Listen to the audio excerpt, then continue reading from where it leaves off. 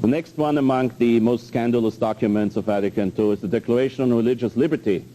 The title itself is to be condemned. Declaration on Religious Liberty. Vatican II, Dignitatis Humanae, December 7, 1965.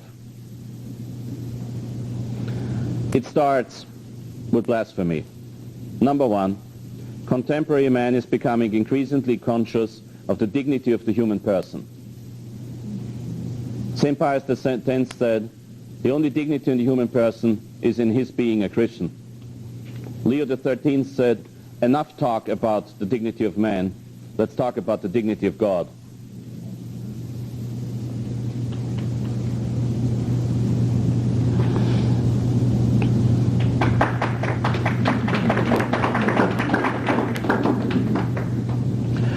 Thank you for applauding Leo XIII.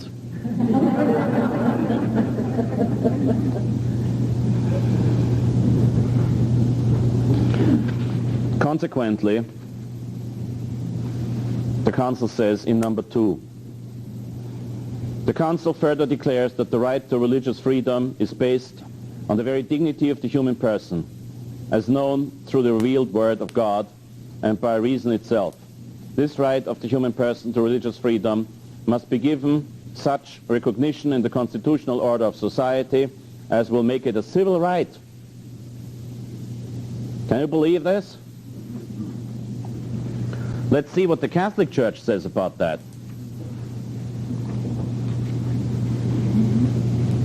In Mirari Vos, Gregory XVI condemns this concept when he says in number 15, from this poisoned source of indifferentism flows that false and absurd, or rather extravagant, maxim that liberty of conscience should be established and guaranteed to each man. A most contagious error, to which leads the absolute and unbridled liberty of opinion, which for the ruin of church and state spreads over the world, and which some men, by unbridled impudence, fear not to represent as advantages to the church. And what more certain death for souls, says St. Augustine, than the liberty of error? The very proposal of religious liberty, something that was found among proud souls in the 19th century, was condemned by Pope Pius IX. The document is called the Syllabus of Pius IX, Syllabus of Principal Errors of Our Time, which are centered in the consistorial allocutions, encyclicals, and other apostolic letters of our Most Holy Lord, Pope Pius IX. It is a collection of statements from the writings of Pius IX, issued by the Holy Office in the name of the Pope, sanctioned by him, and it gives a list of 80 statements. All the 80 statements are solemnly condemned in this document. And anybody who agrees with any one of these statements automatically ceases to be a Catholic. So understand, what I'm quoting now is not the doctrine of the Church. It is condemned. Number 15. Every man is free to embrace and profess that religion which, guided by the light of reason, he shall consider true. Condemned sentence. Number 16. Man may, in the observance of any religion whatever, find the way of eternal salvation and arrive at eternal salvation. Condemned sentence. Quoted by Vatican II as doctrine in the aforementioned document and this document. 17. Good hope, at least, is to be entertained of the eternal salvation of all those who are not at all in the true Church of Christ. Condemned statement. 18. Protestantism is nothing more than another form of the same true Christian religion, in which form it is given to please God equally as in the Catholic Church. Condemned statement in the collection of Pius IX. Not literally quoted by Vatican II, but indirectly.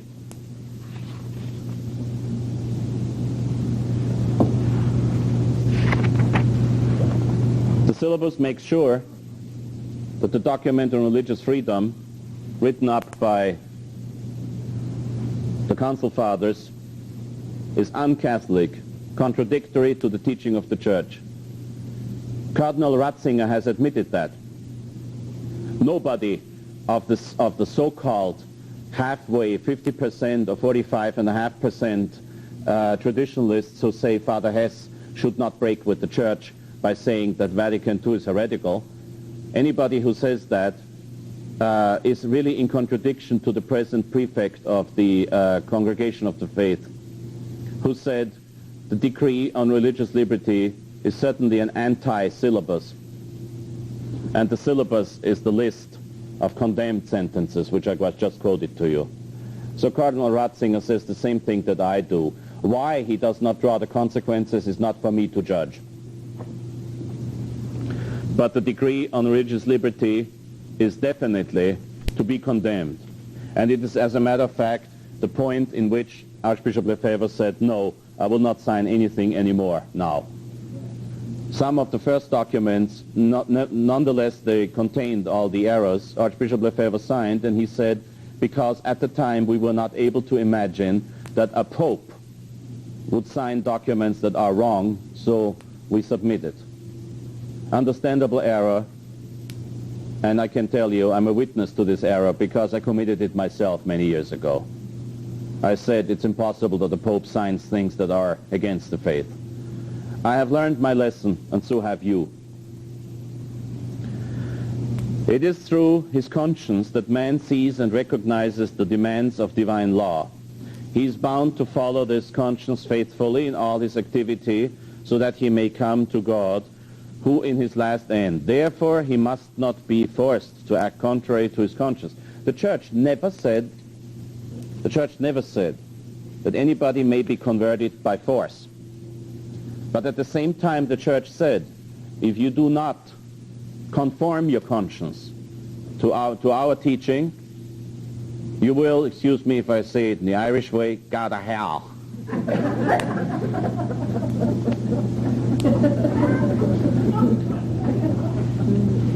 And now Vatican II requests the states to turn this into a law. In number 4, therefore, provided the just requirements of public order are not violated, these groups have a right to immunity so that they may organize themselves according to their own principles.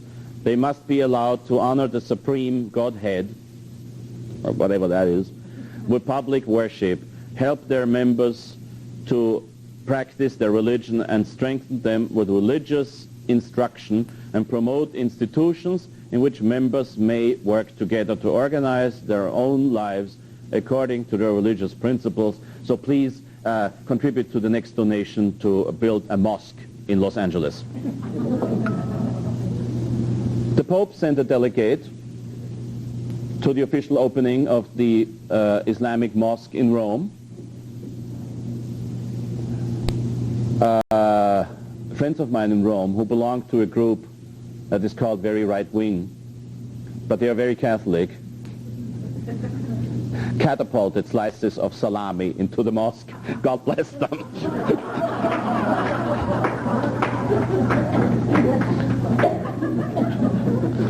Actually, they're good people. See, we shoot them with slices of salami. The Quran says in Surah 47 that they ought to kill us. Well, Vatican II is certainly a perverted council because it's actually here requesting from the civil authorities to give complete freedom to other heretical, schismatical, and pagan religions. And this is something that has been, again, condemned by Pius IX in the syllabus. I quote,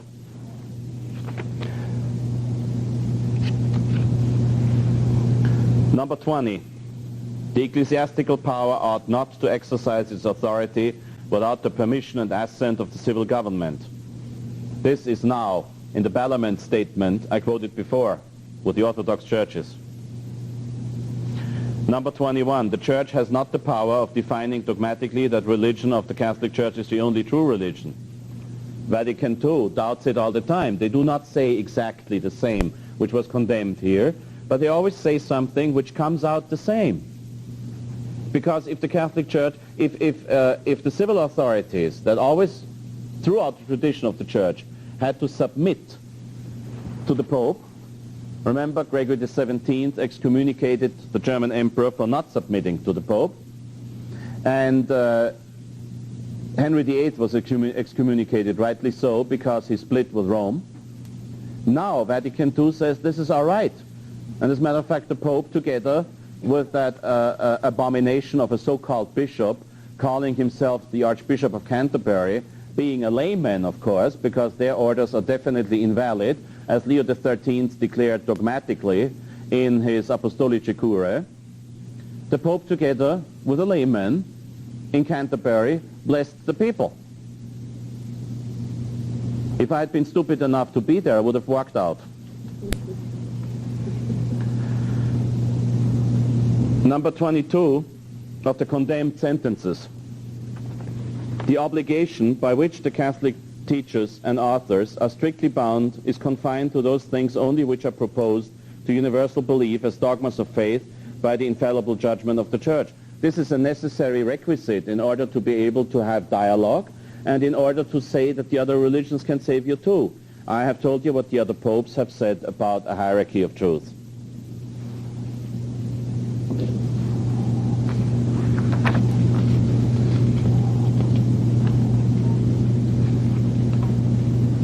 And at the end of the list of condemned sentences, we will see what Pius IX said about new theories on the powers of the state and the relation between church and state. In number 77, condemned sentence. In the present day, it is no longer expedient that the Catholic religion should be held as the only religion of the state, to the exclusion of all other forms of worship. This sentence has been condemned. Now, the document on religious liberty asks the civil authorities to turn religious liberty into a civil right. What was the result? The Constitution of Colombia in South America said that the official state religion of Colombia is the Catholic religion, the Catholic faith. The Pope, Paul VI, had them remove that. The Vatican exercised pressure on the Colombian government for more than 3 months until they gave in and canceled that paragraph of their constitution. Archbishop Lefebvre, who was well versed with the different constitutions of the different parts of Switzerland, different provinces of the Confederatio Helvetica, which is Switzerland, the Helvetic Confederation, said that in one of the French-speaking parts of Switzerland, to be precise, the Rhone Valley, the Canton Vaud, their local constitution held the Catholic religion as the state religion. The Apostolic Nuncio in Switzerland forced them to remove that paragraph. This is the interpretation of the document on religious liberty. So let no man say that I viciously interpret it in a way they don't. They interpret it even stronger than I would have ever. Another condemned sentence is 78 of the syllabus. Hence it has been wisely decided by law in some Catholic countries that persons coming to reside therein shall enjoy the public exercise of their own peculiar worship. Now this is a direct quotation from Vatican II that has been directly condemned by Pope Pius IX. Okay? Number 79. Moreover, it is false that the civil liberty of every form of worship and the full power given to all of overtly or publicly manifesting any opinions whatsoever and thoughts conduce more easily to corrupt the morals and minds of the people and to propagate the pest of indifferentism. Mind you, this statement is saying it is false to say that the pest of indifferentism is provoked by civil law allowing all religions. Vatican II demands from civil law to allow all religions and foster them and help them. Number 80. The Roman Pontiff can and ought to reconcile himself and come to the terms with progress, liberalism, and modern civilization. This has been condemned. The Roman pontiff can and ought to reconcile himself and come to terms with progress, liberalism, and modern civilization. The Roman pontiff, believe me, has not only come to terms with them, he superated their own desires in his own secularism and in his own indifferentism and in his own treason to the Catholic faith.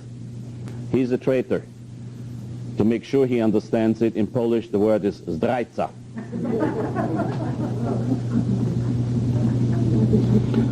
Religious liberty, Vatican II says, religious communities have the further right not to be prevented from publicly teaching and bearing witness to their beliefs by the spoken or written word.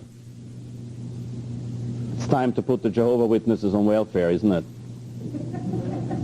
Also included in the right of religious freedom is the right of religious groups not to be prevented from freely demonstrating the special value of their teaching. The special value of their teaching. Yes. How about the Islamic viewpoint on women? I'm surprised that Hillary hasn't come out strong against Islam. Heil Hillary.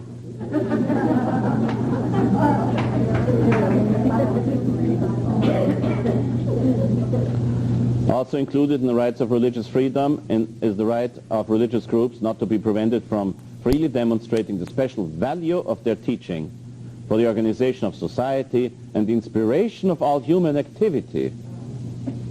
This is not coming from Andrew LaVey, if you know whom I mean. This is not coming from the White House. This is Vatican II. These groups have the right to decide in accordance with their own religious beliefs the form of religious upbringing which is to be given to their children. This is why now, when a Catholic marries a Protestant, there's no further demand of having the children baptized Catholic. It doesn't matter anyway. The civil authority, therefore, must undertake to safeguard the religious freedom of all the citizens in an effective manner by just legislation and other appropriate means. It must help to create conditions favorable to the fostering of religious life so that the citizens will be really in a position to exercise their religious rights and fulfill their religious duties, and so that the society itself may enjoy the benefits of justice and peace which results from a man's faithfulness to God and his holy will. Who are the only ones who fulfill the holy will of God? The Catholics, nobody else. Vatican II says they all do. I think this is sufficient as far as the document on religious liberty is concerned.